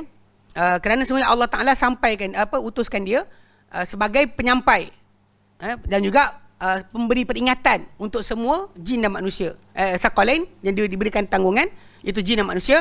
Lakin laisa huwal ma'na fi hadhil ayati. Tapi ini bukan makna dalam ayat ini. Memang macam dikatakanlah, boleh kita faham daripada ayat lain, tapi dalam ayat ni bukan itu maksud dia. Dan ayat ini bukan maksud ini. Bukan maksud dia manfaat ke tak manfaat sampaikan. Pasal begitu maksud dia. Pasal ayat tu datang lepas tu, saya zakkaru man yakhsha, akan beringat, beringat orang yang takut. Wa yatajannabu al-ashqa, dan akan menjauhi peringatan ni orang-orang yang malang, yang celaka. So basically ayat tersebut ada penjelasan tambahan lepas suruh buat, dan ini result yang kau akan nampak. Bukan maksud itu dalam ayat berkenaan, itu maksud Ibn Taymiyah. Walaupun macam kita kata menyampaikan Al-Quran tadi, orang tu tak nak dengar ke, tak ada, bukan tajuk dia. Pasal memang Rasul akan sampaikan. Orang terima ke tak terima bukan kerja kita. Bukan kerja kita.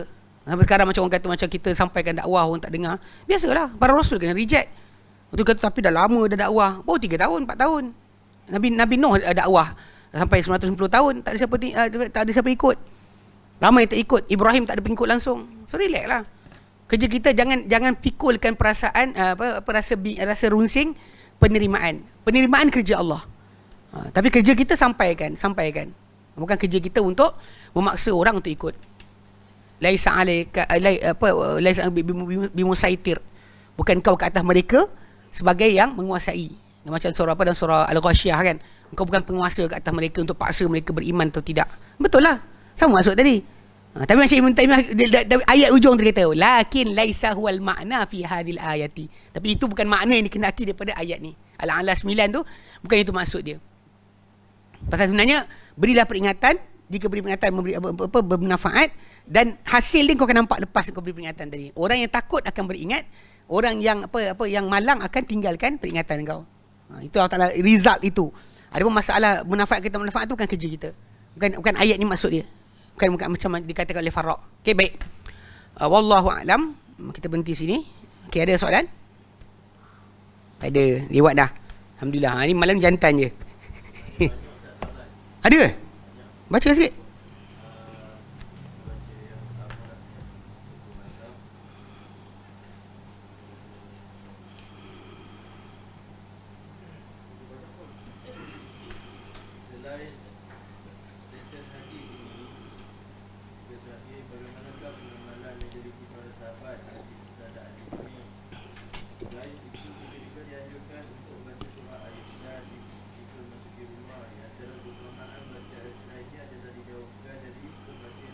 Tak ada.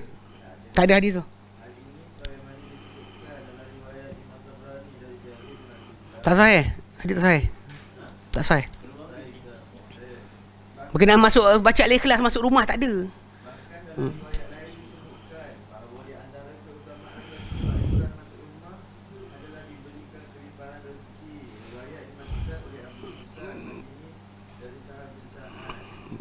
Tak ada.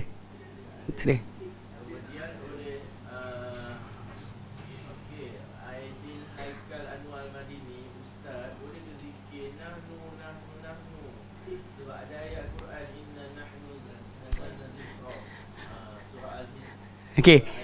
Dia perli sebenarnya kawan ni. Dia perli geng-geng hu. Sebab diorang zikir hu. Masuk hu kan? Allahu la ilaha illahu. Geng-geng yang zikir hu ni, dia kata huwa ni boleh sebab Allahu la ilaha illahu. Allah tiada ilah kecuali hu. So dia pergi main kat situ, dia kata kalau itu boleh tak nahnu. Sebab Allah Taala sebut kat inna nahnu. So nahnu. Itulah maksud dia. Sebab dhamir bukannya kembali kepada Allah Taala sahaja, boleh pada apa saja. Dia bukan itu cara dia. Masa bila orang tu zikir huwa, hu tu dia. Macam juga yang sekarang ni kata nahnu ni. Ini dia perli ni. Dia bukan nak tahu, dia perli. Maksud dia kata kalau boleh huwa, kenapa tak boleh nahnu? Allah Ta'ala kata kami inna nahnu, kamilah. Macam juga huwa, dia sama juga. Kami, dia, semua adalah kata ganti nama. Dia berdasar pada siapa bercakap. Sebalik pada asal, sebab tu kita disuruh dalam masalah berzikir mengatakan Allah Ta'ala. Kan Allah Ta'ala kata walillahil asma'ul husna fad'uhu biha. Milik Allah lah nama-nama terbaik, serulah dia dengannya. So basically tak boleh seru Allah Ta'ala dengan selain apa yang dia sebut sebagai nama terbaik. Huwa tak termasuk dalam nama terbaik Allah Ta'ala. Allah ya, Al-Ilah ya, Ar-Rahman ya, Ar-Rahim ya, Al-Malik, Al-Qudus, As-Salam, Al-Mu'min, Al-Muhaimin, Al-Aziz, Al-Jabbar, Al-Mutakabbir ya. Huwa tidak. Huwa bukan termasuk daripada Asmaul Husna. So awak pergi gunakan, kenapa? Kan? Faham? Itulah maksud dia sebenarnya. Saya faham dia nahnu tu, dia perli balik sebenarnya tu. Dia ejek balik pada geng-geng tu. Geng suka ngejek ni masalah juga. Okey. Ada soalan ni dah. Dah Baik. Okey, kita berhenti sini. Apa amno? Allahu. Dia ini tarekat Qadiriyah. Dia Allahu. Dia macam tu. Kalau ikutkan tu, sebab tu zikir Allah saja tak pernah datang daripada hadis Nabi SAW. Kecuali satu yang Nabi sebut, takkan berlaku kiamat selagi disebut Allah. Ada orang faham bila Nabi sebut macam tu, maksud dia boleh zikir Allah. Sedangkan Nabi sebut tak disebut lagi nama Allah ketika kiamat akan terjadi. Itu maksud dia. Maksudnya takkan terlafaz dah, manusia tak terlafaz dah. Pasal kiamat akan terjadi pada makhluk yang Nabi kata sangat buruk perangai. Sampaikan mengawan tepi jalan macam mengawannya keldai. You know keldai? Mengawan tepi jalan. Bayangkan manusia tu mengawan tepi jalan. Itu kumpulan manusia yang akan berlaku padanya kiamat. Okey. So jadi berpadanan dengan Nabi sebut, dia kata la taqumus saah, kan, apa takkan berlaku kiamat, dia kata hatta la yuqal, sampai tak dikatakan Allah Allah. Bukan maksud Allahu tu bukan. Maksud dia tak disebut nama Allah dah. Sebab tu kita ada cara bila kita nak berzikir dengan Allah Ta'ala, kita tengok Nabi SAW. Sebab Nabi lah panduan kita untuk cara. Pasal contoh macam solat kan. Bila awak nak solat, awak tak boleh sesistem awak. Saya rasa macam ustaz, macam solat ni tak feel. Kita kena pakai baju berat ke kan. Pakai baju yang boleh apa. Kalau bangun rukuk tu tak boleh bangun. Beratkan badan ke, atau dia duduk dekat tempat sengit ke, supaya kita akan lebih macam-macam lah kita boleh buat. Benda tadi kalau kita boleh tambah sebagainya, kaedah tadi, atau rukuk lebih ke, sujud lebihkan lagi ke, kan lebihkan sujud. Mana kalau sujud 2 kita bantai 4. Okay, itu contoh. Macam tu masalah ni tadi. Kalau solat tak boleh, dan bab zikir tadi kena tengok Nabi SAW punya cara. Lepas tu bila kita kata macam Dr. Zaimi hafizahullah sebut kan, dia kata bukan masalah tolak huwa ataupun zikir Allah saja, sebab memang tidak datang dalam hadis Nabi, dalam ajaran Nabi SAW dan salafus salih, zikir nama Allah Ta'ala mufradan, secara mufrad, secara tunggal. Bila secara tunggal tadi, dia tak ada pujian ataupun pengagungan. Allah saja, tak semestinya pengagungan. Sebab orang musyrikin pun sebut Allah juga, tapi disekutukan Allah. Kan diorang tulis perjanjian Bismikallahumma, dengan namamu ya Allah. Ya, itu yang balik pada cara hu tadi. Pasal geng tarikat ni, dia Allahu tu dia ada dia punya apa, dia punya kaifiat. Tak ada, dia bukan maksud. Cuma just diorang biasalah bila kita nak reka tambahan baru nampak macam lain sikit dari orang, lepas tu jadi amalan kita.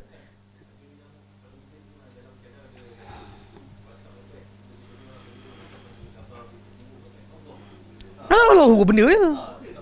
Pasal kita kan bukan Allahu Akbar juga. Sebab kita ada, kalau musibah kita kata inna lillahi wa inna ilaihi raji'un. Kalau kita ada, ini yang Nabi ajar. Ini yang panggil kalimah-kalimah sebutan ketika mana berlaku musibah, ketika berlaku berita gembira, berlaku kesedihan, bila kawan kita kata dia sakit. Semua tu ada kalam yang Nabi tunjukkan pada kita, patut kita sebutkan. Allahu tu bukan. Ya, saya anda faham lah. Bukan gatal miang. Siapa buat tu miang? Miang lah, memandai. Ya Allah tu kita kata masih lagi acceptable. Sebab kita kata dari segi masalah pelafazan tadi, Masya Allahu Akbar lah, Allahu Akbar. Benda jadi patutnya bukan Allahu Akbar, macam benda tu accident kau dah Allahu Akbar buat apa kan. Maksudnya, tetapi dia ingat dengan bentuk tadi macam ya Allah kan, dipanggil dia seru Allah. Daripada dipanggil, eloklah dipanggil ya Allah. Apa jadi ni kan? Ya Allah tolonglah aku. Benda tu boleh relate. Allahu tu apa benda? Sebab kalau kita panggil ni dalam kaedah bahasa Arab, bila kita seru, kalimah atau nama tu kena baris atas. Macam apa, contoh macam lah, macam kira Abdullah kan, patut macam tu. Tapi lah kalimah Allah pasal dia tunggal tak jadi macam tu lah. Dia Allahu tadi macam tak ada panggilan lah. Kalau kita hilangkan mundada dia, kita akan barikan di atas Allah lah sepatutnya. Sepatutnya kena cukup lah. Kalau tidak jadilah astaga. Astagfirullahalazim kan. Astaga apa benda makna dia Melayu? Nah, ini orang Melayu kita memang suka pendek kan. Tapi basic pada asalnya kena faham. Dalam masalah zikir mufrad, maksudnya zikir dengan nama tunggal, dia tidak ada dekat situ sebarang pemuliaan, pengagungan. Sebab balik pada asal, orang musyrikin pun sebut Allah juga. Dia sebut Allah. Sebab dia orang tu bukan tak tahu Allah. Ya. Tuhan Allah kata macam Cina pun Tuhan Allah. Orang sebut je Tuhan Allah. Pada dia punya nak pada sudut asal nak kata Buddha pun makhluk sebelum Buddha lahir. Kan Gautama Buddha lahir, kan dia pun manusia juga. Dia jadi Tuhan kemudian. So sebelum tu mesti ada yang menciptakan dia. Dia baru jadi. So orang faham benda tu. Dewa-dewa yang disembah tadi, diorang bagi diorang itu perantara saja. So basic macam ni, asas dia. Kalau orang kata nama Allah saja kan, tapi sekutukan tak guna juga. Sebab tu macam lafaz yang datang dari Nabi SAW, yang Nabi sebut 4 kalimah yang paling Allah Ta'ala suka adalah la ilaha illallah, subhanallah, alhamdulillah, walallah, Allahu akbar. Kan? Wala haula quwwata illa billah, kan dia ada 5 kalimah lah. Campur kalau kita kata wala haula quwwata illa billah tu tersebut, yang Nabi sebutkan, Nabi kata 4 kalimah paling Allah Ta'ala suka. Allah Ta'ala paling suka 4 kalimah yang disebut. Yang dalamnya ada pentauhidan, pembesaran, kan, penyucian, pujian kepada Allah Ta'ala. Itu yang betul dia. Zikir yang komplit, maksud tu lebih jelas. Sebab tu kita kata cara Nabi betul. Kalau orang tu kata nak sebut Allah je, salah dia, pasal awak tak ada beza differentiate awak, diri awak dengan orang bukan Islam. Orang bukan Islam. Bahkan kalau kita tengok macam tarekat Qadiriyah kan, diorang buat ni macam dah lajak tapi kan, kejap contoh dia kan, kejap okey, ni pasal apa, pasal contoh saya tunjukkan dia ni. Siapa dah ni? Apa salah di muzik dah ni? Okey ni. Ni ada satu dekat Al Jazeera dia akan buat. Dia buat Okey, Israeli Dervish Geng-geng ni tak Islam lah. Tak Islam. Tapi dia buat amalan-amalan tarekat Qadiriyah. Okey.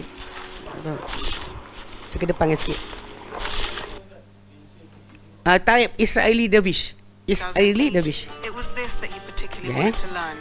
I didn't know about Konya. I didn't know nothing. I just said I will go there. I had 2 things that His wife, Ayelet Adib, are among the participants, waiting for the call to prayer to signal the end of the Dia fast. puasa tau. كريم في العهد يا رب يا رحمن اللهم آتنا خير هذه الليلة وابعد عنا شرها آمين اللهم يا رب يا رحمن نقل صلاة قلوبنا نداء. لكل خير واجعل هذا الطعام حلالا وإلى الطعام يا جماعة بسم الله تفضل Lepas buka puasa ni dia buat apa? Sebiji macam semua tarekat Malaysia ni buat. Baju tak pakai tapi cukup kan pakai singlet. Allah la ilaha illallah la ilaha illallah la ilaha illallah la ilaha illallah.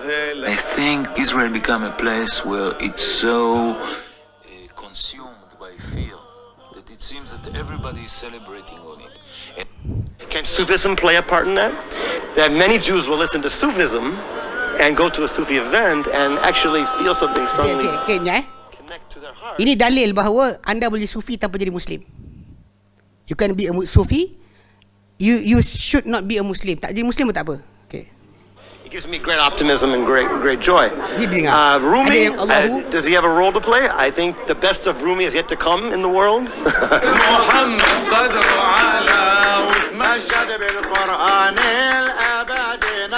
Ni qasidah ni, puji Nabi.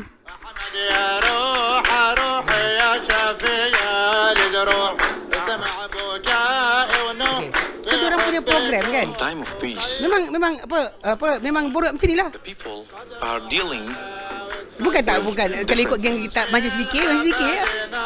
in time of conflict. The people sometime Muslim yang ajak ni. after the truth. Sheikh Hassan Manasra and Zev Ari, in advertisement in the newspaper דרך של אהבה להיות האחד זה בעצם להתחבר בחזרה. Baju nampak dada. Kita bincang bagi Islam. היה אדם שחי Sekejap. Mana טורקיה dah? לפני 8 they don't know after Mana tak banyak dia punya program ni. Pelik-pelik. Okey. Tu banyak kali dah. Ni bertahun dah sebenarnya cerita ni. Tapi nak faham kan macam dia dah Allah. Di situ lah. Dia punya cara, dia tarekat punya sebenarnya. Bila kes dia tajuk asal canggah Nabi then you get everything dia kata. Canggah Nabi lah. Mana Nabi ajar tak usah buat. Lama dah tarekat Qadiriyah ni. Qadiriyah ni actually diorang buat dekat Palestin. dekat Gaza, dekat Palestin, berdekatan dengan Palestin. Geng-geng apa Yahudi ni masuk Sufi, tak masuk Islam. Mana? Hijrah mana? Sufi ni, tarekat ni sebenarnya kalau ikutkan paling tepat lepas 300 sebenarnya hijrah. Itu waktu tak ada reference kita nak balik pada Imam Syafi'i ke sebagainya. Cuma zaman Imam Syafi'i dah starting permulaan. Waktu Imam Syafi'i kata, barang siapa masuk sufi pada awal pagi, tak sampai petang, tak sampai tengah hari dia jadi gila. Dia jadi bangang. Kata Imam Syafi'i sendiri. Itu problem dia. Sebab benda tu memang zaman Imam Syafi'i, dia tinggalkan Baghdad pun sebab itulah. Iraq. Dia lari ke Mesir. Meninggalkan geng-geng ni, mula buat bukan-bukan dan sebagainya. Dia tak suka. Itu sudut asal kita kata memang patutnya tak dibuat lah. So boleh pegang pada hadis Nabi, pegang cara Nabi, tak boleh ke? Kenapa nak pegang cara Tok Guru? Apa Nabi punya berat, Tok Guru punya ringan. Tapi tengok banyak masalah berat ringan tadi, perhatikan siapa gila. Semua orang ikut zikir Nabi, tak ada seorang pun gila tau. Gila isim. Awak ikut zikir tarekat, kenapa jadi gila? Itu menunjukkan bahawa zikir amalan tarekat ni sebenarnya memang teruk berbanding dengan apa yang Nabi ajar. Tak ada mana-mana ada para sahabat gila isim. Balik pada sewil kan, lepas zikir-zikir sewil, mana ada. Tapi tarekat bersepah, jadi gila. Lupa, itu masalah dia. Sahabat Nabi tak pernah lupa diri pun. Zikir ingat Allah Ta'ala, bila lupa diri? Kenapa awak lupa diri? Okay? Ya wallahu a'lam. Balik. Kau tak nak balik ke? Okay, sallallahu ala Muhammad, salam alhamdulillah alamin. Assalamualaikum warahmatullahi wabarakatuh.